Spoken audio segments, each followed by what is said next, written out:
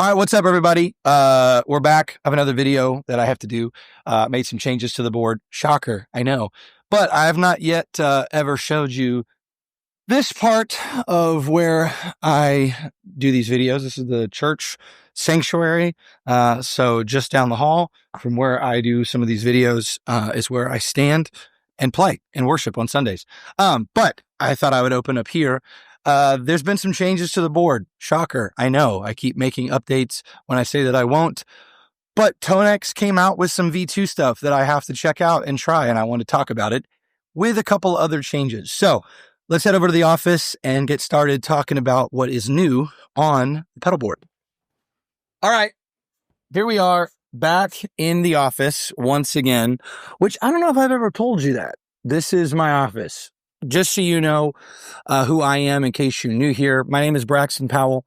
I am the youth pastor for New Life St. Louis. But most of what we do with the youth group is actually on other days than Sunday. And so Sunday is what we use as our serve day. It's a third part of our mission statement. We want everybody to experience the love of God, find life in Jesus Christ, and serve others now. So Sunday is not really about doing youth things. And though we might have some stuff here or there, most of the time, our youth team, myself, are finding areas in the church to get involved and to serve. For me, one of those areas is music. I love music. It's a huge part of my life. I thought it was going to be what I did the most of until I realized I was probably running from what God really wanted me to do. But I love how God finds ways to keep those things that we love, the desires of my heart, right? He'll give me those if I seek first his kingdom. And so when I finally relented and said, you know what, God, I'm going to do what I know you want me to do, my life began to become so much more blessed. And I've been able to still use the things that I love to do in balance. And one of those things is music. I love playing. I love worshiping with this talent. And there's been some changes. Shocker. I know.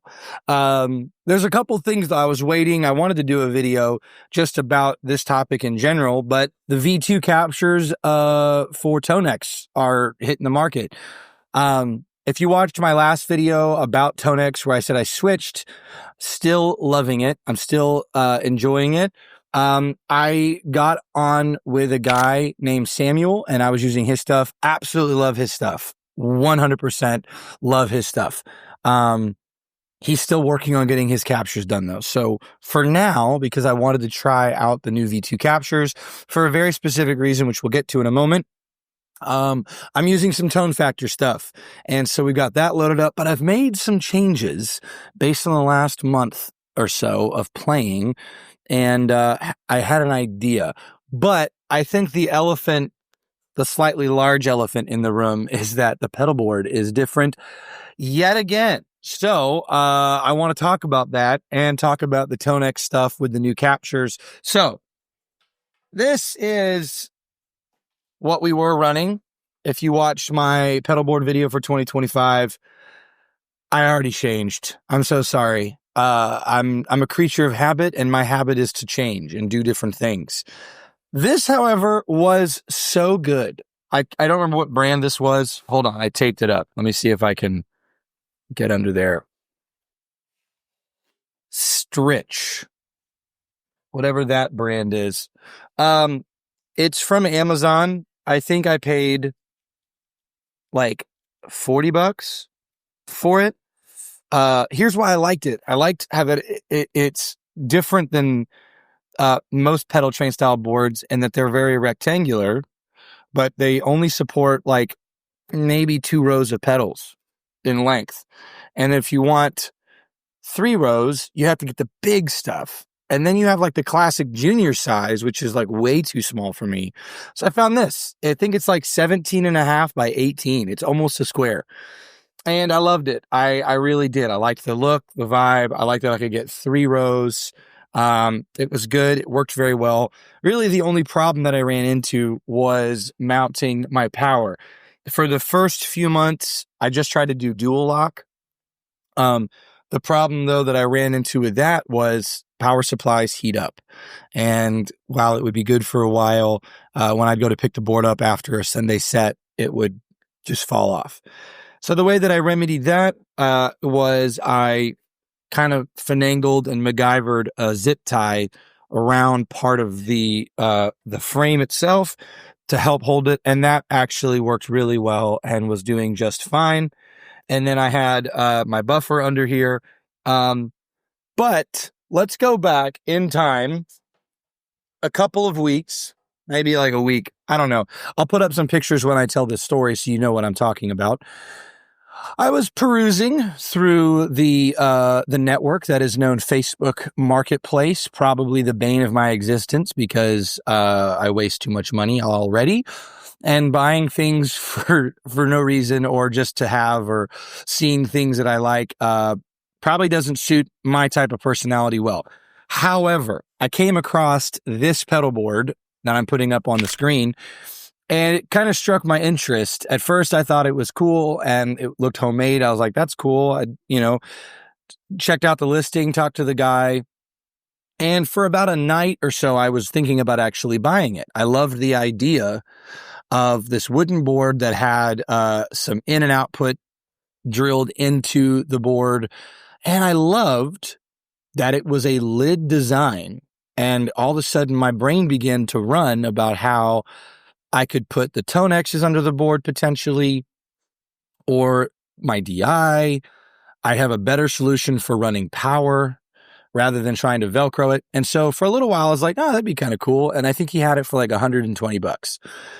And then I began to think about size, and I decided to go into Photoshop and scale what would be. I took a picture of my board with a ruler and then tried to scale up in Photoshop so I could see what it would look like to put my pedals on a 24 by 12 board, which is kind of what it was. But that gets back to that issue of that's really only 2 rows. My volume pedal is like 11 inches, so I wouldn't really have been able to put anything in front of it. Didn't really like that. And then I had this idea. I was like, you know what? I haven't done this in a while. And maybe I'll put a couple pictures up here too. I built like the first couple boards I had when I first got into playing guitar. And I was like, you know what? That is a fun thing. What if I built a board? I haven't done that in a while, long time, years since I began playing, like really playing. Like I've just always bought pedal boards. And I was like, you know what? I could do it how I want it, my size, with the lid design. I could get the in and outputs and it'd be fun. And here we are. So I'll throw up some pictures as well of this, but I decided to go with somewhere in the ballpark of 24 by 16. I had a 24 by 16 board one time by Creation. Maybe I'll put that picture up here too. Absolutely loved that thing. It was like wrapped in Tolex. I loved the look. I loved the feeling of it. But again, it didn't have what this has. And that was, I could mount stuff under it. I had to mount the power supply to the top or under the bottom. But to do that, I would have to like mount it under the lid. So, I got rid of that. Then I got into flat boards. I really liked the idea of like the organization. This is when custom power cables were becoming popular. Vertex and Gig Rig and Mastermind, all these places were doing these crazy cool builds, these brains of a system. And so I built one, and I really liked it. My boards hadn't sounded better. I got a buffer, in and out points. I made sure all my cables were well cut. So like I really put a lot of attention into that. And what's been cool is since then, we've seen a rise in, let me grab them. Cables have changed a lot when it comes to a pedal board. I remember when I first got into pedal boards, you had something like this. It was very thick. To put two together, it just took up a lot of space and it was bulky and you couldn't really do tight builds. And so that's why when your solderless kits came out, the real estate for these cables was crazy. You could do so much of these, but the problem was that cable gets loose over time and, you need to kind of keep up with it. And so the better option was cutting and soldering your own patch cables with pancake cables. And so then we saw kind of, at least for me, a rise in pre-made patch cables in 3, 6, and 12-inch increments that were that pancake style head. So really strong, really good connection. It's soldered. It's not going to lose signal. It's going to be really, really well. But again, low profile. So way better than what we were used to. And there's been a couple of different versions. Like this is Planet Waves. I've got a kind of a bunch of different brands. I've got Diodario. I've got some Boss cables in there. And then a lot of these Planet Waves that are like this flat. What I also love about them is the cable is flat too. And so when it comes to going under cables, I don't know. I just feel like they lay really well. I thought white would be cool. Hindsight's 2020. I actually hate that I got a bunch of white ones. I wish they were all black.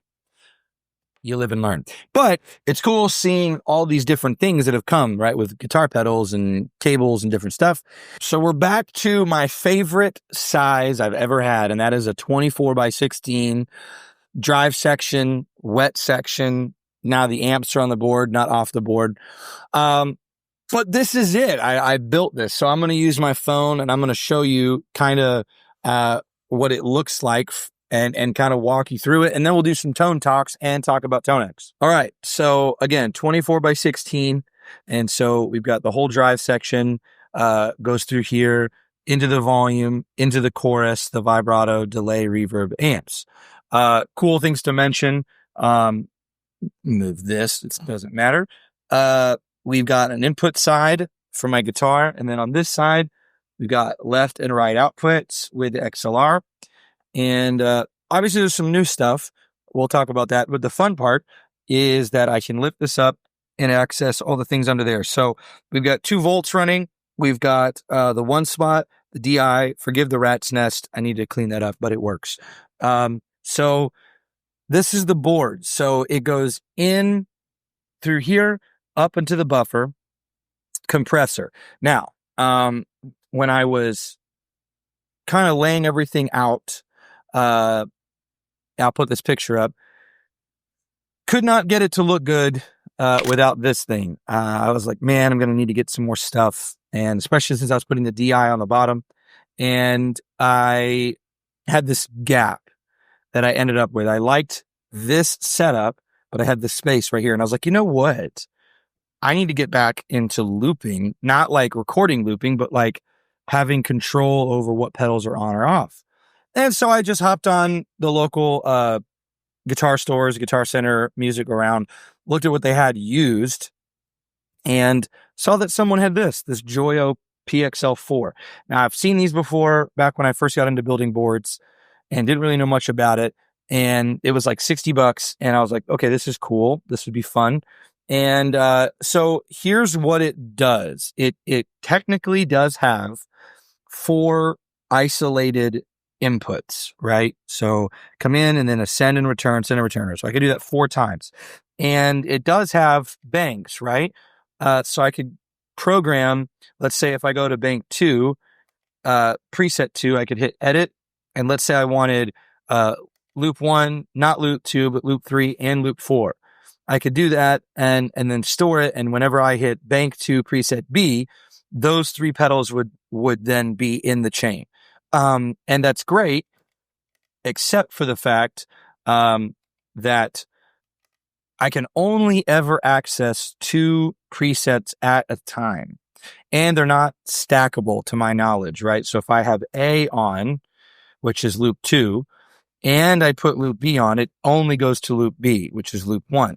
And then if I hit B again, it turns off. So it switches between the 2, okay? So then I was like, well, that's really overkill if I can't ever do, like, ideally it would be, I'd have 4 pedals and I could just pick which ones are on. That way, when they're not used, I don't have to worry about all the cable length, and it does clean up your signal, all that stuff. So I started thinking and I was like, okay, what could I do with this? And so here's what I came up with, and I think I actually like it, and I'll show you why here in a couple tone samples. So the signal goes from the buffer into the compressor, which has an EQ and a boost, right? Now, I don't really use the boost a lot because it's pre everything else, and so it really lifts the drive floor.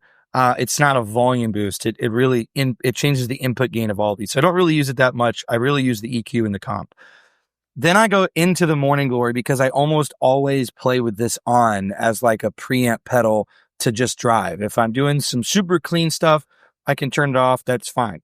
And then I go from that into the looper. And here's where I had to kind of get fancy because I only ever want to be on one bank. That way I can have access. So preset B, and the reason it's B is because in my eyes, I see it here. So it's on the right side. Preset B just turns on the bell star, and I can choose to keep it stacked with the Morning Glory or not. So if I hit preset B, right, it's activating the bell star in the loop, and now I have the option to keep it by itself or stack it with the Morning Glory or not stack it. So, there's that. After playing this board for a while, really wasn't looking to actually ever stack the bell star with my second or third stage overdrive. It was really bell star and first, or first and second, or third and fourth, right? So the bell star, I like it, but I don't like it with other things. And so that will make sense here soon. The war horn, which is what I used to have here, went out on Sunday. I don't know what was wrong with it. And so I was going to replace it, but we had in our closet found a couple of things. We found a Joyo California and this classic thing. This is like one of my first pedals I ever had, and the Joyo American. I, for some reason, just felt inclined to try them out. And so I tried out the California thinking it would be my favorite. Absolutely hated it. I would not even dream of putting this on the board, but can you imagine if I had a grunge pedal on my worship board? Anyway, not going to do that. I tried out the American, and I really, really liked it. Because I don't have the war horn, I decided to put this as the second, or third, I guess you could say, thick drive. So preset B turns on the bell star, and I have the option to turn off or on the Morning Glory.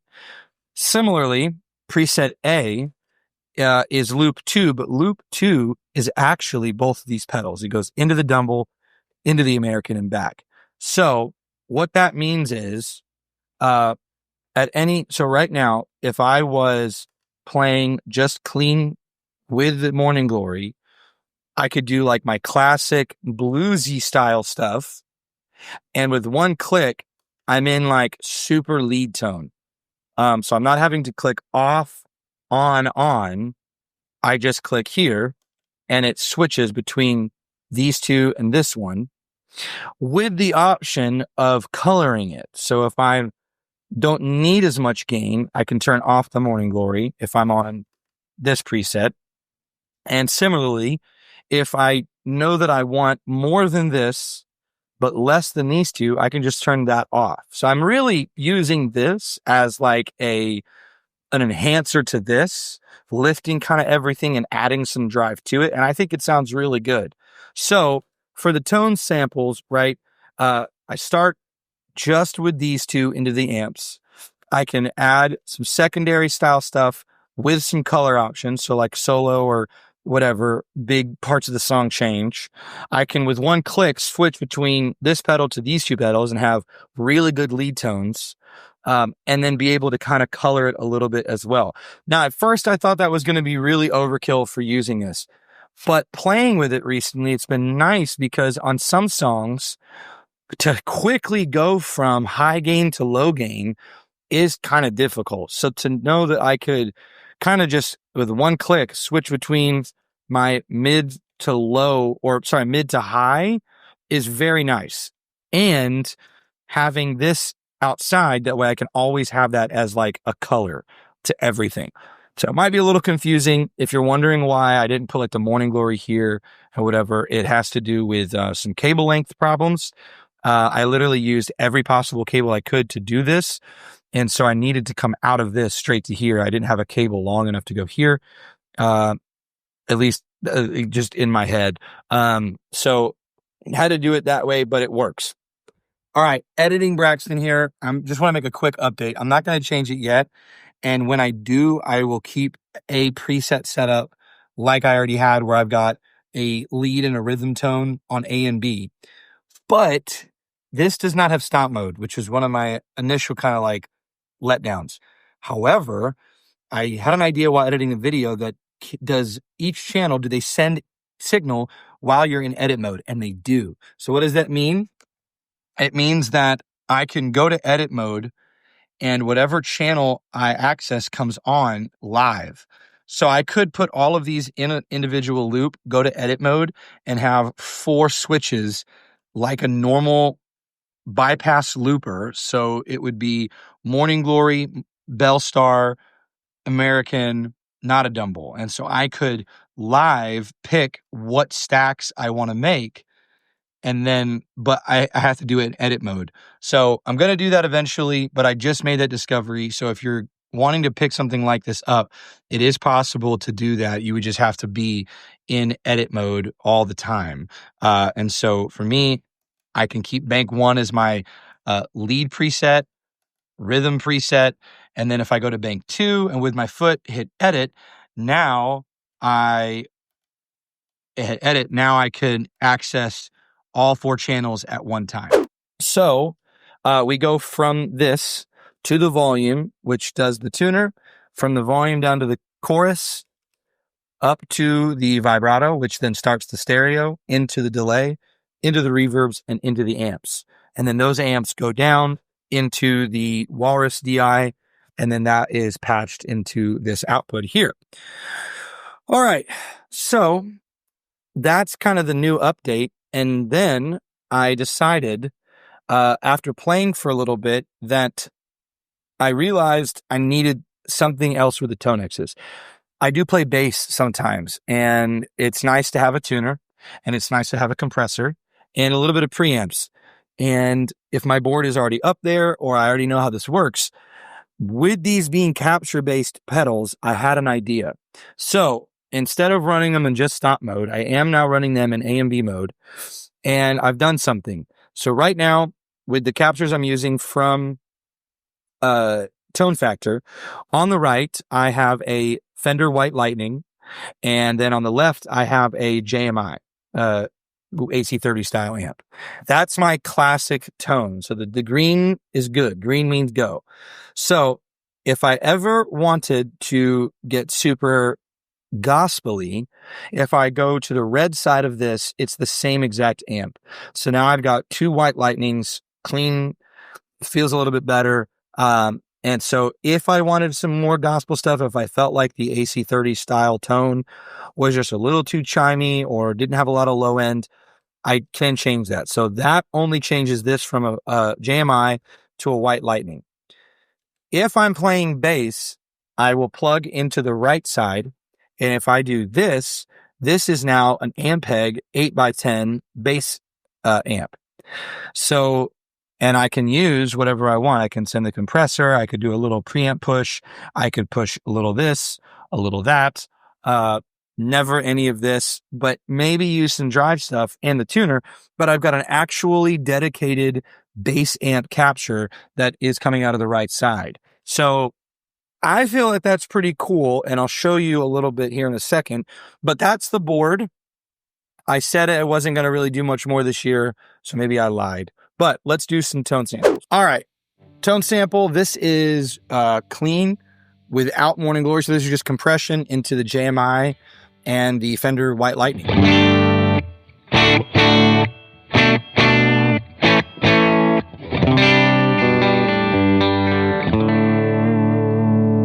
And then kind of my always on would be the Morning Glory.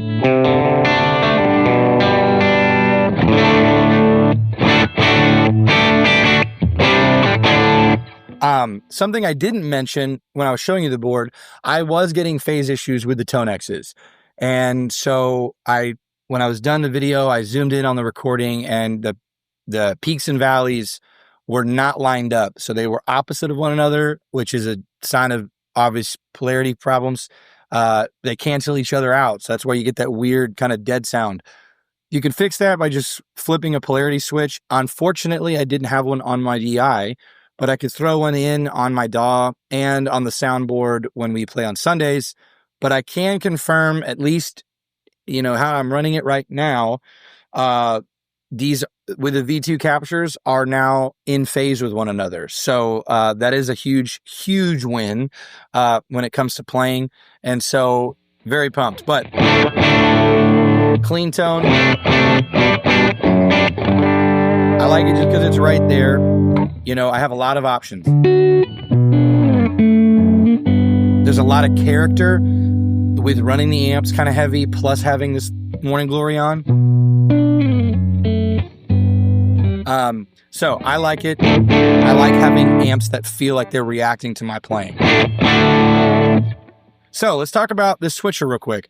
So it's off right now. So if I hit B, that brings the Bell Star into the mix. With the Morning Glory, kind of like the most I would run for a second stage tone. It's nice because if I know that I'm going to need a little less, I could take the Morning Glory off and have some cleaner stuff.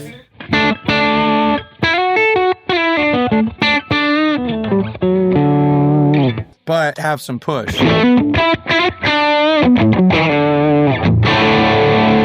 I wanted it. So that's the Bell Star. And then going into kind of the crazy side,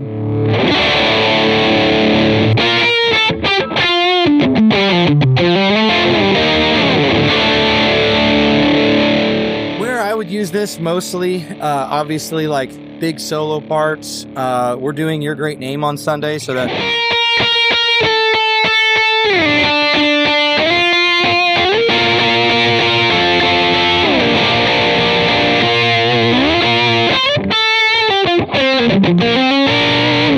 so big lead stuff, but also really good for some of those washy razor tone CCM lines, like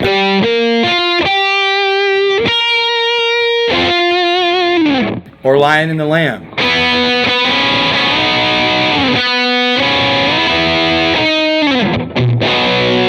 I will show you what just that American sounds like. So this is just amps with nothing. And then this is with the American.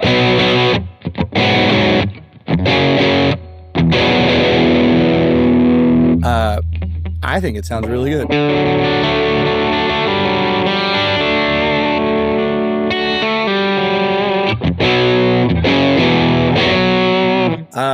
Yeah, so love it, really like it, and I think it sounds really good. So that is the drive section. Again, kind of keeping the compressor and the Morning Glory as the always on bass tones. Talking about bass tones though, if we were going to go into a cleaner set, this would be switching to the Fender White Lightning on both sides. So just having a little bit more bassy kind of cleans. We do a song Goodbye Yesterday, but we do the gospel version that Little Rock does, and I play this kind of like gospel-y pickup line.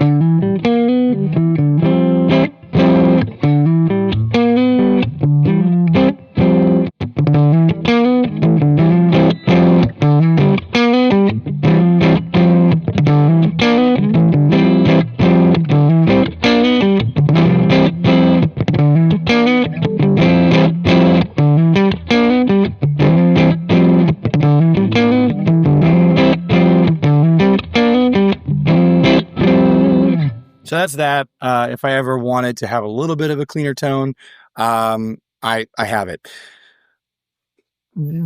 Wet section's still the same. Chorus.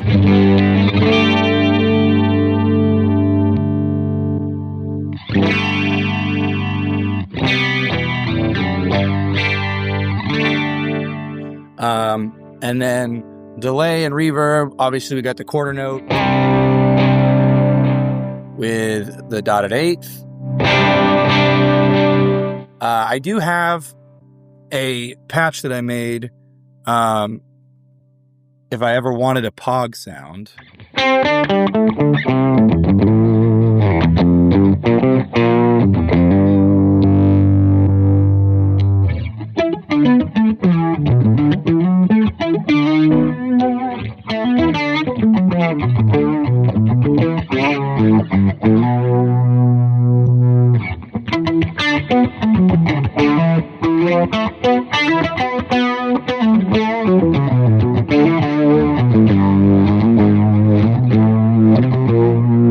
So just some fun stuff. I built it actually for a preset for a Christmas song a couple of years ago. So what it is it's a delay that's repeating so fast, and the repeat is the octave lower. And so I have that saved. I don't tap it. And then the delay right next to it is actually the delay that I needed for the song.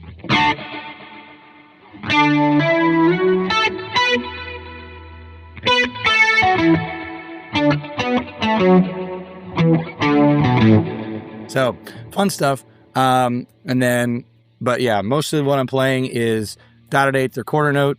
And then we've got some reverbs. I've been playing around with plate verbs lately.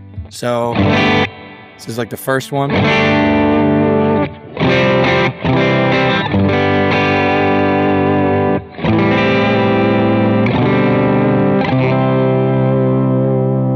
And a little bit bigger. I run all of my stuff. So right now I've got a bank for hall, a bank for cloud, and a bank for plates. And then it's small, big, and huge. So that's the big one, and then my huge one.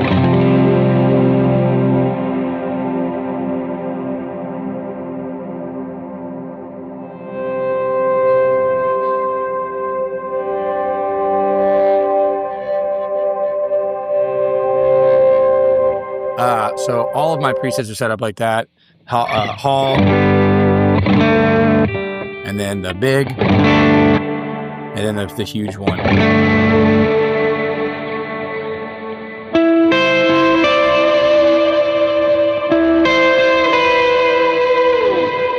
So sometimes I'll play the big one if it's like a slow line. Most of the time, or the huge one, most of the time I'm on the big or the small. And pair that with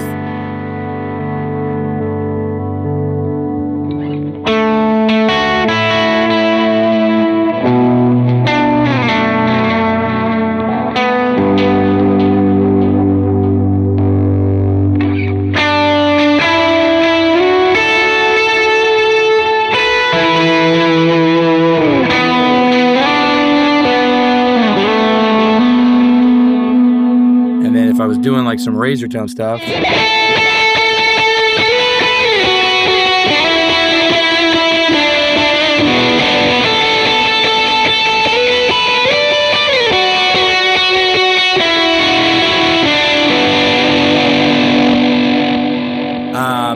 So talking about some like other tone samples, right? So we had Holy Ground. So a perfect scenario of why I kind of actually dig this is if I were to have the Morning Glory off, which is probably what I would do, there's a part of Holy Ground. Everybody knows the big part. But what I actually really like about Holy Ground is the verse stuff.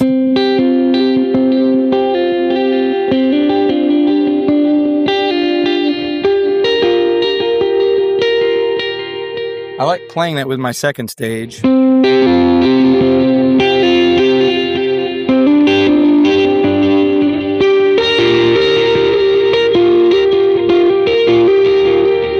But that's tough too when you've got to go from crazy big dirt to go from super crazy heavy overdrive to that really quickly off of that line, because it ends and then it's a lot of tap dancing.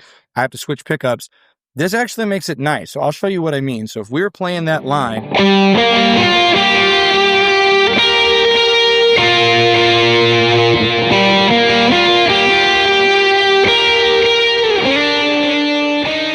so I could switch, hit B,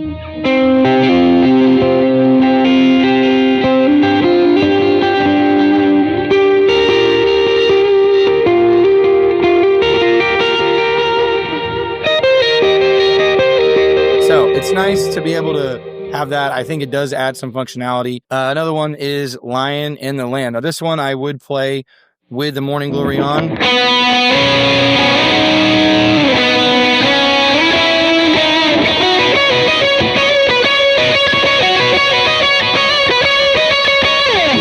After that line, we switch really easily to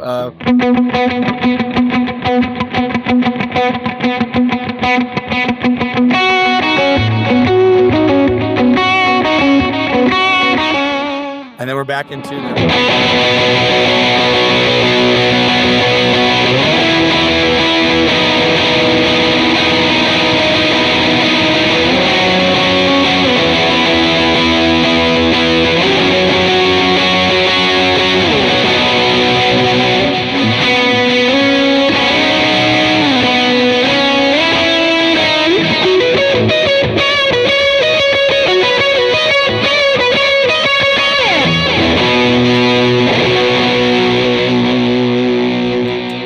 I think it does add some functionality, and it's definitely something I think I'm going to use. Real quick, though, I want to show you what I mean by using this for the bass as well. So let me swap out.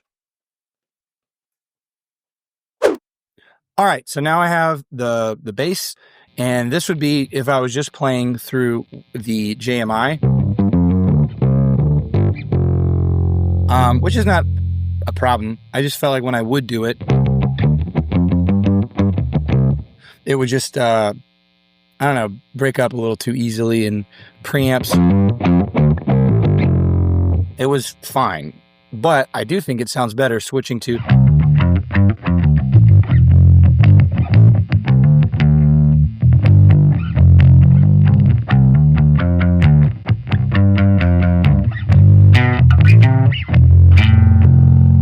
And if I want to have some color,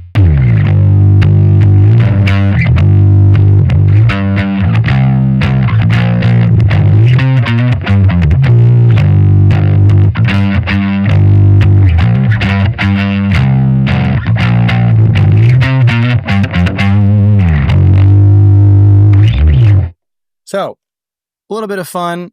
I think it'll work in principle. I'm excited to see how it goes on Sunday if I do play bass here soon. But that's it. I mean, I think the V2 captures sound really, really good. I'm excited to see what Samuel comes up with and try his stuff out. But so far, this is great. I think there's never been a better time to get into this whole world of modeling and capturing. And, you know, whether you want to do something that's a little bit more digital than this, or you want to get into building an analog pedal board again with running something like the TONEXs, I think this offers an incredible opportunity, and there's really no excuse for bad tone anymore with all the stuff that's out there. So, as always, thank you so much for taking the time watching, and I love answering questions in the comments. So if you have any questions about how I'm running this, or maybe how I built it, or just tone in general, different things like that, let me know. And until next time, have a great day, and keep chasing tone and building pedal boards. It's a lot of fun, and I think you'll enjoy it. So have a good day.